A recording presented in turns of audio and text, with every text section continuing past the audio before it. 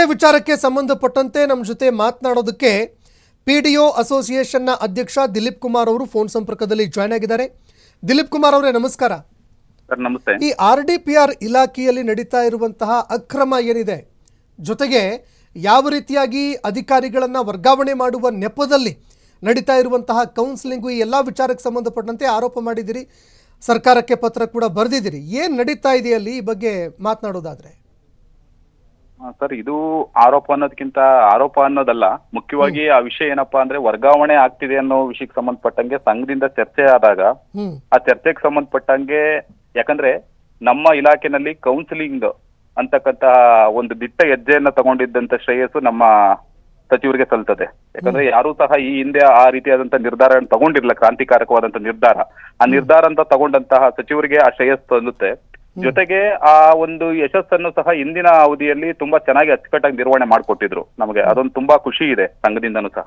ಆದ್ರೆ ಈ ಒಂದು ವರ್ಷದಲ್ಲಿ ಅದು ಯಾರೋ ಆಕ್ಚುಲಿ ನಮ್ಮ ಸ್ನೇಹಿತ ಮಿತ್ರರು ಸಹ ಚರ್ಚೆ ಮಾಡಿದಾಗ ಪಿಡಿಒಗಳು ಸಂಘದಲ್ಲಿ ಆಕ್ಚುಲಿ ಮೊನ್ನೆ ಒಂದು ಮೀಟಿಂಗ್ ನಡೆತ್ತು. ಹಿಂದಿನ ದಿನ 7ನೇ ತಾರೀಕು ಒಂದು ಗೂಗಲ್ ಮೀಟ್ ನಡೆದಾಗ ಒಂದು ಚರ್ಚೆಗೆ ಬಂದಂತ ವಿಷಯ ಏನಪ್ಪಾ ಅಂದ್ರೆ, ಇಲ್ಲ ಟ್ರಾನ್ಸ್ಫರ್ ಆಗ್ತಿದಾವೆ, ಆಕ್ಚುಲಿ ಅದು ಡಿಸ್ಟರ್ಬ್ ಮಾಡಿ ಟ್ರಾನ್ಸ್ಫರ್ ಆಗ್ತಾ ಇದಾವೆ, ಅದು ಆ ಪ್ರೀ ಮೆಚೂರ್ ಕೇಸಸ್ ಇದಾವೆ ಅದ್ರೆಲ್ಲ ಬಹಳಷ್ಟು ಮಟ್ಟಿಗೆ ಅಂತ ಹೇಳಿ ಚರ್ಚೆಗೆ ಬಂತು. ಆ ಸಂದರ್ಭದಲ್ಲಿ ತಕ್ಷಣ ನಾವು 8ನೇ ತಾರೀಕಿಗೆ ಸಂಘದ ನಿರ್ಧಾರದಂತೆಯೇ ಸಹ ಒಂದು ಮನವಿಯನ್ನು ಸಲ್ಲಿಸ್ತೀವಿ.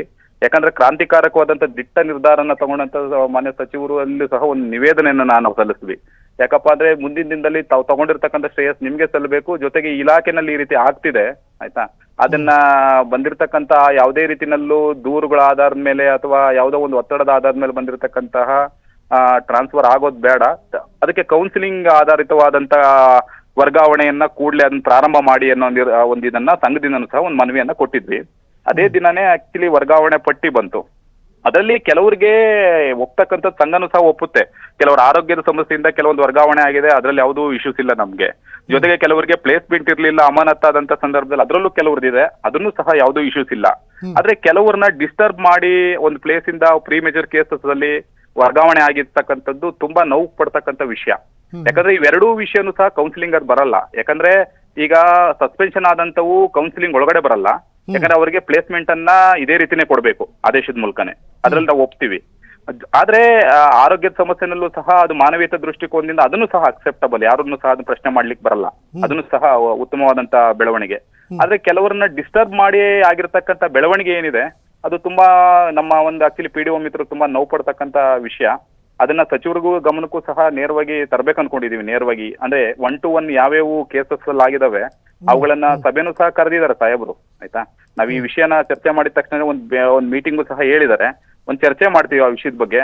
ನಮ್ಗೆ ಆಕ್ಚುಲಿ ಇಲಾಖೆನಲ್ಲಿ ಟ್ರಾನ್ಸ್ಪರೆನ್ಸಿಗೆ ಏನೀಗ ಆದ್ಯತೆ ಕೊಡ್ತಿದ್ರು, ಆ ಆದ್ಯತೆಯ ಅನ್ನೋದಕ್ಕಿಂತ ಹೆಚ್ಚಾಗಿ ಅದು ಮುಂದುವರಿಬೇಕು. ಇಂದಿನ ಅವಧಿನಲ್ಲಿ ಏನ್ ಕೌನ್ಸಿಲಿಂಗ್ ಆಗಿತ್ತು ಅದೇ ರೀತಿಯಾದಂತ ಕೌನ್ಸಿಲಿಂಗು ಟ್ರಾನ್ಸ್ಪರೆನ್ಸಿ ಆಗಿ ಯಾರು ಸೇವಾ ಅವಧಿಯನ್ನ ಉತ್ತಮವಾಗಿ, ಅಂದ್ರೆ ಅವಧಿ ಯಾರು ಇರ್ತಾರೆ ಸೀನಿಯರು, ಅವರಿಗೆ ಯಾವ ಪಂಚಾಯತಿಯನ್ನು ಆಯ್ಕೆ ಮಾಡ್ಕೊಳ್ಳೋದಕ್ಕೆ ಅವಕಾಶ ಇರುತ್ತೆ ಆ ಅವಕಾಶಗಳನ್ನ ಕಲ್ಪಿಸ್ಬೇಕು. ಯಾರೋ ಆಕ್ಚುಲಿ ಈಗ ಸಂಘ ಅಥವಾ ಬೇರೆ ಬೇರೆ ವಿಚಾರದಲ್ಲಿ ಹೋದಾಗ ಯಾವತ್ತೂ ಸಹ ಬಲಾಢ್ಯರ ದೃಷ್ಟಿಕೋನದಲ್ಲಿ ಆಲೋಚನೆಗಳಾಗಬಾರ್ದು ಅನ್ನೋದಷ್ಟೇ, ಎಲ್ಲರ ದೃಷ್ಟಿಕೋನದಲ್ಲೂ ಸಹ ಸಮಾನತೆ ತತ್ವದಲ್ಲಿ ಹೋಗ್ಲಿ ಅನ್ನೋದು ನಮ್ಮ ಆಶಯ ಸರ್. ಈಗ ಮುಂದೆ ಈ ಸಮಸ್ಯೆಯನ್ನು ಬಗೆಹರಿಸೋದಕ್ಕೆ ನೀವು ಪಿಡಿಒ ಅಸೋಸಿಯೇಷನ್ ಅಧ್ಯಕ್ಷರಾಗಿ ಏನೆಲ್ಲ ಸಲಹೆ ಸೂಚನೆಗಳನ್ನು ಕೊಡ್ತೀರಿ?